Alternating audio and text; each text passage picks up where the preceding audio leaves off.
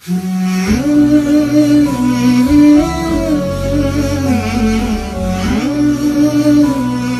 loh.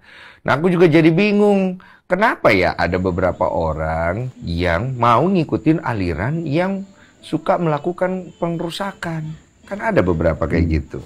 Itu kan aku sayangkan gitu. Nah, kalau Ustadz sendiri melihat adanya perbedaan aliran seperti ini, anjuran yang Ustadz bisa berikan kepada umat gitu loh, alangkah baiknya lihatnya yang ini. Sekarang saya, karena sebagai seorang muslim ya, saya bicara lingkup itu. Jadi sebenarnya dalam Islam sudah ada standarisasi, Mas. Standarisasi semua. Mana makanan boleh, mana makanan tidak boleh, mana minuman boleh, mana tidak boleh, pergaulan boleh, tidak boleh, pendapatan boleh, tidak boleh, semua sudah ada.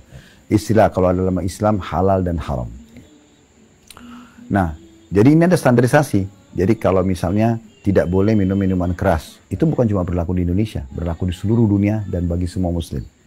Karena efeknya akan mabuk, nanti akan mengganggu orang lain, kalau tidak sadar, tadinya dia orang baik bisa jadi orang jahat misalnya. Nah seperti itu kita jadi punya standarisasi. Nah, dan Islam ini punya rujukan dua, Al-Quran dan Sunnah. Ada ayat Al-Quran, ada Sunnah. Nah Sunnah Nabi Muhammad SAW itu. Nah dua ini kalau umat Islam kembali kepada dua-duanya ini, sebenarnya akan sama semua, karena standarnya kan sama. Jadi saya tidak melihat ada aliran-aliran harusnya, gitu kan. Jadi sekali lagi kalau muncul aliran-aliran ini berarti ini seperti individual gitu. Seperti dia yang mungkin ingin membuat dari diri dia, gitu kan. Karena harusnya tidak ada yang harus berubah. Sholatnya sama. Yang boleh semuanya makan, ayam, kelinci, kambing, semua sama. Iya, ada standarisasi. Ada standarisasi. Kan? Iya. Dan itu berlaku di seluruh. Dan harusnya kan tidak perlu ada aliran. Nah kalau yang kemarin Al-Zaitun itu? Bukan cuma sekedar individual muslim. Bukan cuma sekedar dai juga. Tapi sampai pada kelas MUI pun sudah turun untuk menangani itu kan. Karena memang ini sangat beda dengan ajaran Islam. Kecuali dia tidak membawa nama Islam. Oh. Ya. Berarti beda dia. Beda, berbeda sekali. Kan dia dari sekian banyak pesantren, mana ada pesantren yang seperti itu? Itu bisa masuknya dalam sesat? Kalau kita bahasakan sesat ini ada luas, ada sempit ya. Ada yang umum, ada khusus. Kalau dia secara umum, kita tidak bisa mengatakan sesat. Secara umum ya. Secara umum. Karena masih ada, saya satu sebagai muslim misalnya. Tapi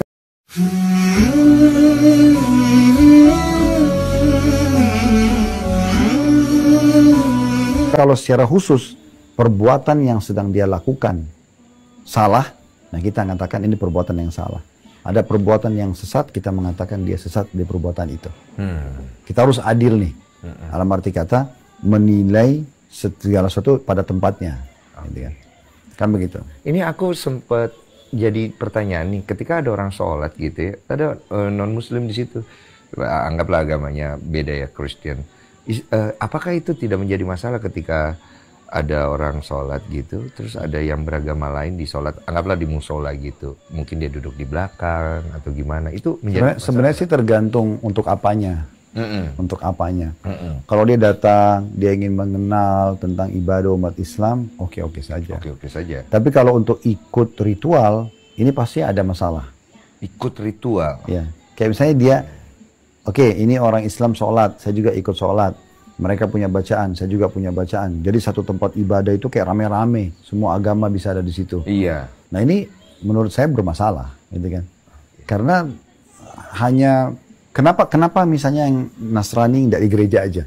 Kenapa nggak Muslim tidak di masjid aja? Kenapa harus Muslim kalau sholat dia harus pas teman-teman Nasrani lagi mengaturkan ritual, dia juga datang situ, dia sholat di situ. Untuk apa? Kenapa harus mengganggu ketentraman orang untuk beribadah? Ya udah, masing-masing di tempatnya, masing-masing dengan tata caranya. Nah, Al-Quran sudah menggambarkan itu. Dalam masalah ritual, itu dikatakan lakum dinukum waliyadin. Kalian punya tata cara ritual, tata cara ibadah sendiri, kami juga punya cara sendiri. Iya. Kalau masalah itu, Islam sangat membuka toleransi dalam semua hal, kecuali dalam masalah ritual ibadah. Ritual lakum dinukum waliyadin. Kita boleh Muslim itu Islam membolehkan bertetangga dengan non-Muslim, berteman, partner bisnis.